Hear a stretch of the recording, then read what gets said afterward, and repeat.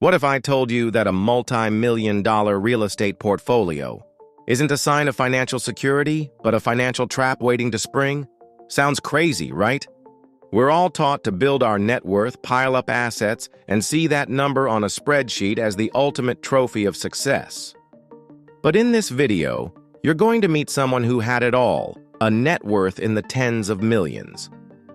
When a crisis hit, he couldn't get his hands on a single dollar. He was literally drowning in wealth. This is a phenomenon some financial advisors call phantom wealth, where your net worth looks incredible on paper, but your day-to-day reality is riddled with financial anxiety. I'm going to break down the critical mistake this person made, a mistake I see countless high net worth individuals making right now. And I'll show you how to make sure your assets are a source of freedom, not a cage. Because the truth is, the more you own, the more it can end up owning you. So if you're ready, subscribe to the channel and let's dive in. Let's call him Mark. For 15 years, Mark was the guy everyone wanted to be, aggressively and brilliantly building a real estate empire. He started with a single duplex, leveraged it into a fourplex, then used that equity to snag his first small apartment building. He was a master of the game, and his entire focus was on one single intoxicating number: net worth. Net worth simply is what you own minus what you owe. It's the number we see in headlines about billionaires, the number we're all taught to chase. And Mark's was spectacular. On paper, he was worth over 30 million. His portfolio was a collection of impressive tangible assets, gleaming apartment complexes, fully leased commercial buildings, and valuable tracts of land. To his friends, his family, and his bank, he was success. And he believed it too. He fell into the trap of thinking that this massive number made him invincible. It's a huge misconception that a high net worth automatically equals financial security. Mark was so focused on the final score that he stopped paying attention to how the game was being played in real time. He was stacking up assets but overlooking the one thing that truly determines financial survival. He was building a beautiful, towering skyscraper on a foundation of sand. The truth? Many of those properties barely produced positive cash flow, and some were bleeding money. Yet, because the paper value kept climbing, he ignored the cracks forming beneath the surface. It's the kind of slow, silent risk that doesn't make headlines until everything comes crashing down. For years, the market was Mark's best friend. Rents climbed, property values soared, and credit was cheap. But then, the environment started to shift. It wasn't a sudden crash, it was a slow, creeping change. Interest rates began ticking up. A regional economic slowdown meant a few of his major commercial tenants started paying late. Then, 2 of them broke their leases entirely.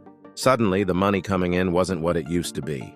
This is where the second and far more important financial metric comes into play: cash flow. Cash flow is the lifeblood of any financial operation. It's the simple measure of money coming in versus money going out. You don't pay your bills, your mortgages, or your living expenses with your net worth. You pay them with your cash flow. While Mark's income was shrinking, his expenses weren't. In fact, some were getting worse. The adjustable rates on a few of his biggest loans began to climb, jacking up his monthly mortgage payments. And of course, property taxes and insurance went up just as they always seem to do. Then came the final blow. A freak storm ripped the roof off his flagship apartment building. A $200,000 repair that insurance would only partially cover, and that had to be fixed now. Mark's financial statements still screamed that he was a multimillionaire. But the reality was his positive cash flow had completely evaporated. More money was going out each month than was coming in. He had fallen into the classic trap. He was asset rich but cash poor. It's a scary, stressful place to be. And it's where people end up when they reinvest every spare dollar to grow, leaving nothing liquid. This is where that phantom wealth becomes a real-world nightmare. Mark needed cash, and he needed it fast. He walked into the same bank that had celebrated his net worth for years and applied for a new loan. He thought, "I have tens of millions in equity. This will be easy." He was wrong. The bank didn't really care about his net worth. They were obsessed with his cash flow. They saw his shrinking rental income and rising expenses, and they didn't see a success story. They saw risk. They denied the loan. Okay, plan B, sell a property. But this is the core of the trap. When you're forced to sell assets under stress, you are completely at the mercy of the market. The economic downturn meant property values were softening. To sell quickly, he'd have to accept a fire sale price, torching a huge chunk of the very net worth he'd worked so hard to build. Besides, selling a large commercial property isn't like selling a stock. It takes months, sometimes longer. His wealth was a mirage. It was tied up, inaccessible, illiquid. He owned millions but couldn't pay for a roof. His massive portfolio, once his symbol of freedom, had become his cage. He was stuck, unable to make a move without destroying everything he'd built. Before I break down the 3 strategies Mark should have used to avoid this entire disaster and how you can apply them. If you're enjoying the video so far and want more topics like this, comment the word "more" so I know. Mark's story is a tough one, but it's packed with powerful lessons. Avoiding his fate isn't about avoiding real estate or stopping your wealth-building journey. It's about building it the right way, with a structure that can withstand any storm. Here are the 3 pillars of a true financial fortress. Lesson 1, cash flow is king. The number 1 rule above all else is that you must prioritize positive cash flow. Your net worth is a vanity metric. Cash flow is a sanity metric. Think of it this way. Net worth tells you what you built in the past. Cash flow predicts if you'll survive the future. Before you buy any asset, the first question isn't, how much will this be worth in 10 years? The first question has to be, how much cash will this put in my pocket every single month after all expenses? That positive cash flow is what gives you options. Lesson 2, you must have liquidity.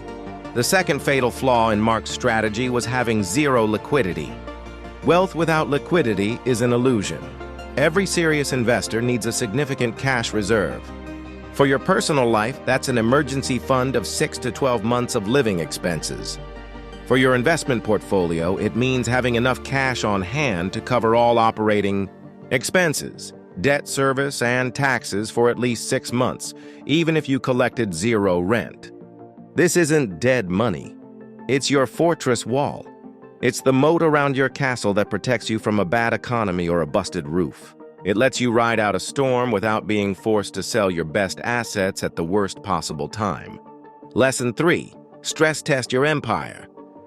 Smart investors don't just hope for the best, they plan for the worst. Mark's empire was fragile because it was built assuming the good times would last forever. Before you buy a property, you have to beat it up on paper. Run the numbers with harsh assumptions. What happens to my cash flow if interest rates jump 2%? What if vacancy skyrockets to 15%? What if taxes and insurance double overnight? These aren't pessimistic questions, they are prudent ones.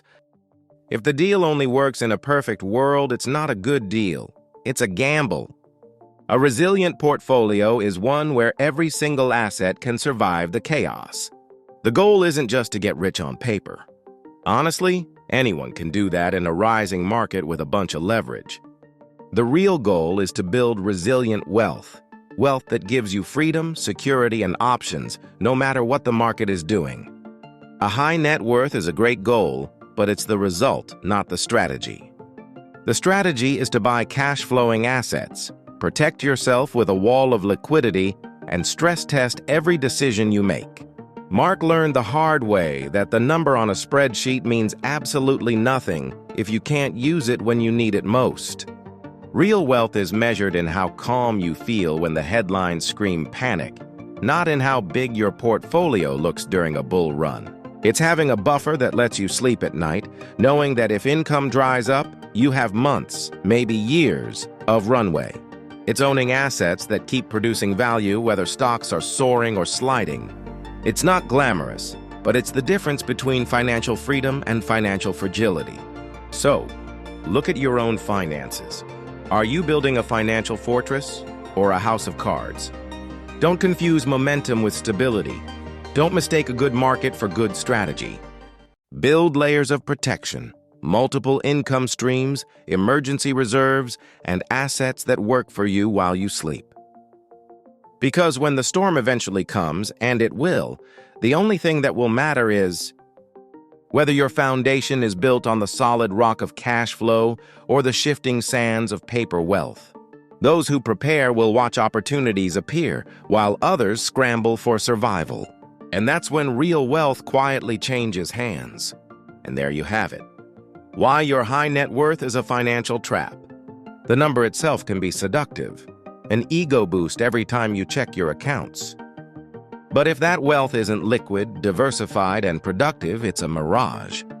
The real danger is the false sense of security it creates. You feel safe until a market drop, a business setback, or an unexpected life event forces you to test that wealth in the real world. That's when many discover it was built on shaky ground. True financial power isn't in the number. It's in how quickly and effectively you can use it. And if you want a proven way to avoid the financial trap we talked about today, click the link below to join the early waitlist for the Trip to Wealth Command Center. This isn't just another spreadsheet.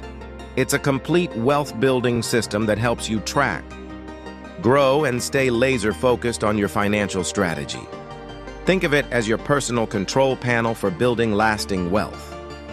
Let's create wealth with clarity and intention, not guesswork and confusion. If you found value today, I highly recommend watching my next video. Don't forget to like, share, and subscribe to our channel. Also, feel free to leave your comment below, especially if this video made you think differently. I appreciate your support more than you know. Until next time, stay consistent, stay patient, and stay winning. See you in the next one, Money Magician.